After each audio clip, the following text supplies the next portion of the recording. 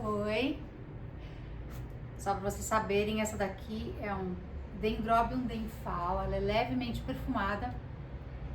Essa não tá, eu acho que não é levemente, é que tem uma que tem as pétalas mais compridas, mais alongadas, não é essa daqui não, a cor é bem parecida.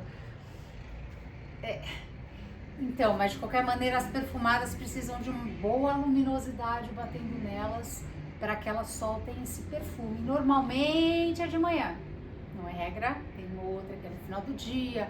A minha abraçável nodosa que está ali fora, numa madeira, que vocês viram recentemente algum vídeo de tour, por exemplo. Às vezes eu mostro também falando de outros assuntos, quando não é replante. Eu às vezes mostro o local e ela tá cheia de flores nascendo. Eu vi 2 hastes florais com umas 3 em cada haste. Ela solta à noite. Então vamos lá. Eu queria só dar uma dica para vocês sobre como vocês podem filtrar, aprender o máximo possível das dicas das pessoas, porém sempre tomando cuidado para que aquilo possa realmente te ajudar, aquela dica, tá? Por exemplo, a umidade de vocês, a umidade do ar, o quão arejado o local, ventilado, né? Se tem vento mesmo, o quão são afastadas as plantas umas das outras, se tem muitas plantas e nem vento tem, que é o caso de quando tá dentro de casa, é ruim, tá? Pode dar cochonilha, por exemplo. O que mais dá, que eu mais vejo dentro de casa, assim, quando tá com muitas plantas e pouco ventilado e sem sol, batendo diretamente, só que sol filtrado, dá cochonilha. Excesso de rega, cochonilha. É porque elas gostam de um lugar mais úmido, mais molhadinho. Então, cuidado. Analisem bem sempre o ambiente de vocês primeiro, a quantidade de sol que bate, o horário, quanto precisa filtrar, isso no decorrer do ano todinho, pessoal, porque muda, o sol anda não, ele fica, por exemplo, no verão, ele tá mais próximo da terra, porém ele tá bem reto. Se você não tem uma área externa, ou tem uma área externa que tem muitos prédios ao redor, ou muretas, etc., aquele sol vai bater de um jeito, se é mais, não sei, depende do ambiente de vocês, se é face norte, face sul. Aqui no Brasil, no hemisfério sul, a face norte é sol da manhã. Se vocês estiverem no hemisfério norte, a face sul é o sol da manhã. O sol da manhã sempre vai ser o mais saudável, mas se vocês não conseguem oferecer isso, especialmente nos horários mais cedo, né, quando tá mais quente, por exemplo, se vocês não conseguem oferecer final da tarde, né? Mas é importante sim uma boa luminosidade. Algumas plantas não vão precisar do sol direto ou muito pouco, outras vão mais, outras menos. Tem que conhecer a planta, especialmente a umidade do ar, se vocês vão conseguir aumentar se precisar.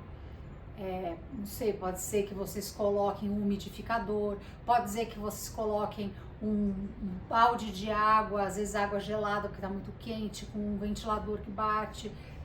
Gente, depende do que vocês podem oferecer, ou a maneira de organizar as plantas. Aí é o maior segredo, né? Tá quente? Deixa aberto, deixa o local bem aberto para ventilar. Aqui fora, na época mais quente, tem tempestades, tem ventania, então tem que tomar cuidado que os vasos não fiquem balançando, mas vai me ajudar, por ser uma época mais úmida, a fazer secar mais rápido.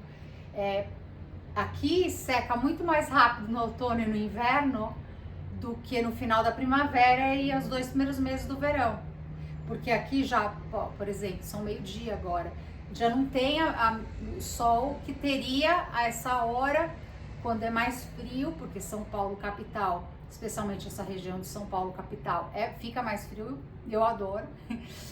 Então é diferente, seca mais rápido. Aí é o momento que eu tenho que aumentar a umidade do ar. E como tem os vasinhos pendurados na parede, o que acontece ali atrás, por exemplo, tem uma que está num cachupô de madeira. Eu ponho distante um pratinho, porque daí o excesso de água cai lá. Eu posso deixar ali um pouco, porque daí evapora com sol. Mas sem sol eu não deixo, eu tiro, tá? Eu tiro de todos esses pratinhos, tá?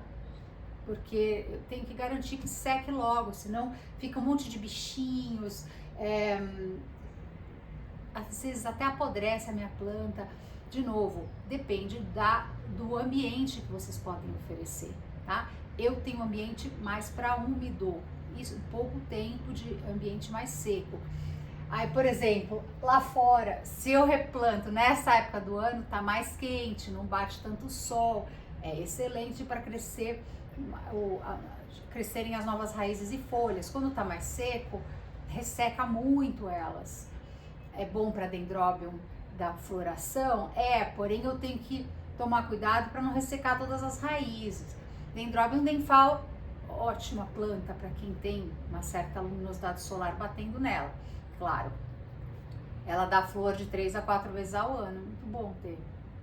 Não é como a maioria dos dendróbiums, né? Ou todos os outros, que eu saiba é só o denfal que dá flor de 3 a 4 vezes ao ano. Ele dá flor primeiro de dentro assim da folha, aí quando já deu, ele começa a dar nas laterais. Aí depois as raízes novas vão dar nos novos pseudobulbos. E os antigos costumam ser menores, então quando vocês replantam, vocês colocam esses mais encostados nos vasinhos. Porém, às vezes pode vir a crescer de todos os lados e tirarem essas palhinhas aqui, quando elas já estão totalmente secas.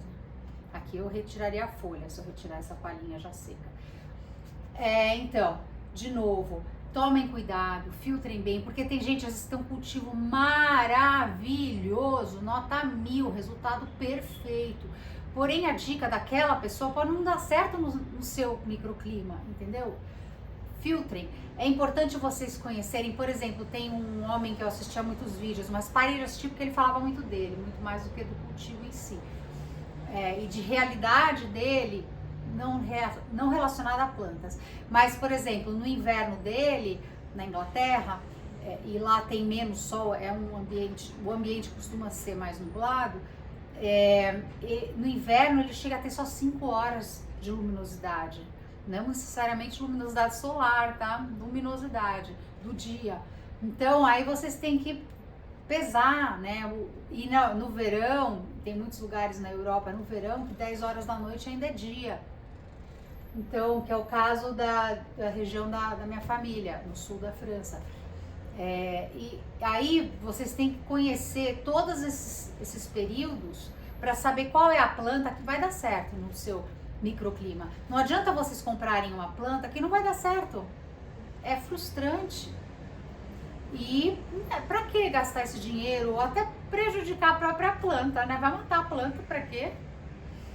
Então verifiquem bem se vai dar certo no microclima de vocês. Essa era a minha dica do dia, porque eu fico assim, passada às vezes de pessoas, até nos comentários ou em outros vídeos, querendo ditar o que vocês devem fazer. O que eu vou falar?